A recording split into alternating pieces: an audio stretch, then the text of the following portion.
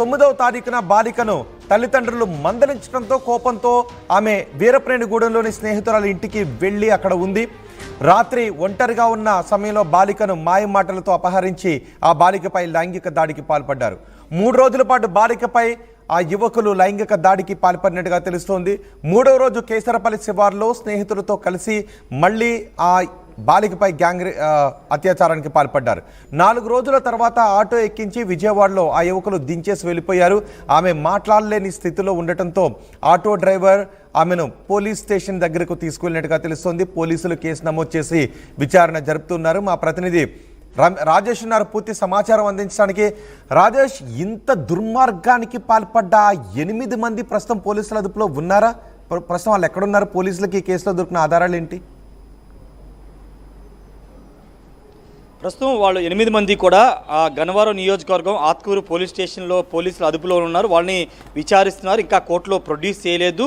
ఆలస్యంగా వెలుగులోకి వచ్చినటువంటి ఈ ఘటన నిజంగా అందరూ ఉలిక్కి పడేలాగా చేసింది. అమరావతి ప్రాంతం విజయవాడ సరౌండింగ్స్లో ఉన్నటువంటి గన్నవరం లాంటి ఒక నియోజకవర్గంలో 8 మంది, ఒకళ్ళు కాదు ఇద్దరు కాదు 8 మంది ఒక మైనర్ బాలిక మీద అత్యంత దారుణంగా 3 రోజుల పాటు 3 రోజులు కాదు 4 రోజుల పాటు గ్యాంగ్ రేప్ చేయడం అనేది కలకలం రేపుతుందని చెప్పాలి. అటు పోలీసు ఉన్నతాధికారులు కూడా ఈ ఘటన ఒక్కసారిగా ఉలికి పాటు గురి చేసేలా చేసింది. వాస్తవంగా ఈ కేసు వ్యవహారానికి సంబంధించి ఈ కేసు ఎలా బయటకు వచ్చిందంటే పూర్తిగా సీసీ కెమెరా ఫుటేజ్ ఆధారంగానే కేసు అంతా బయటకు వచ్చింది. ఈ నెల 9వ తేదీ అంటే మార్చి 9వ తేదీన గన్నవరం మండలం కేసరపల్లి వీరపై గూడెం వద్ద తన స్నేహితురాల ఇంటి నుంచి బయటికి వచ్చి తన ఇంటికి వెళుతున్న క్రమంలో 8 మంది ఆమెను అపహరించి శివారు ప్రాంతానికి తీసుకువెళ్ళి అత్యంత దారుణంగా 3 రోజుల పాటు ఆమెని గ్యాంగ్ రేప్ చేశారు. తర్వాత రోజు అక్కడి నుంచి కేసరపల్లి గన్నవరం నియోజకవర్గం కేసరపల్లి తీసుకువెళ్ళి అక్కడ కూడా ఊరి శివారుకు వెళ్ళి ఎవరూ లేని చోట్లకి తీసుకెళ్ళి 1 రోజు పాటు ఆమెని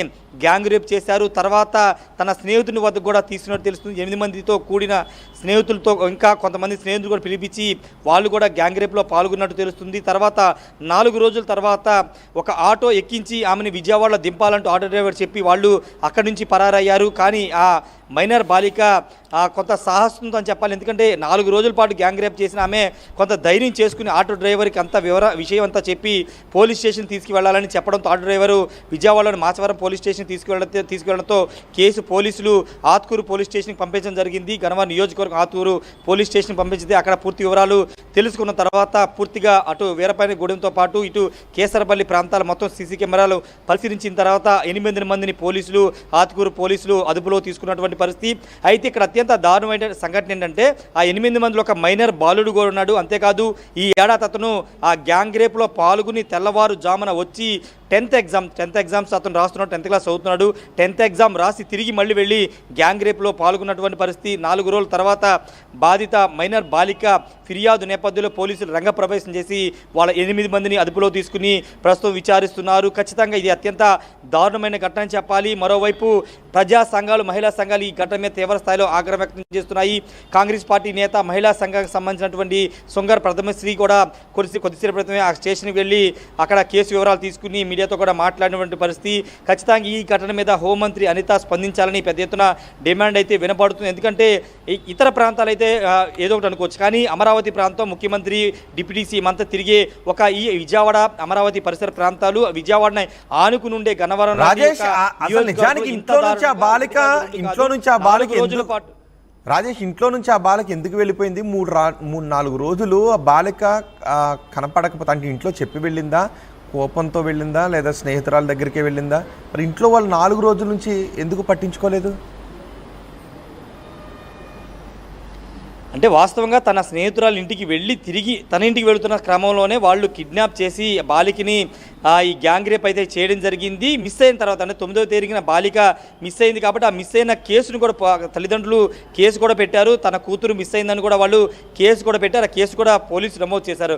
ఆ కేసుతో పాటుగా రెండోది ఆత్కూరులో సీసీ కెమెరా ఫుటేజ్ అంటే బాలిక ఎప్పుడైతే ఫిర్యాదు చేసిందో ఆ ఫిర్యాదు ఆధారంగా చేసుకుని ఆ మిస్ అయిన బాలిక గ్యాంగ్ రేప్ గురైన బాలిక ఒకటే అని నిర్ధారించుకున్న తర్వాత పోలీసులు విచారించే కోణాన్ని మార్చుకుని గ్యాంగ్ రేప్ చేశారు కాబట్టి ఆ కోణంలో పోలీసులు విచారణ చేసి సీసీ ఫుటేజ్ ద్వారా 8 మందిని అయితే అదుపులో తీసుకున్నటువంటి పరిస్థితి.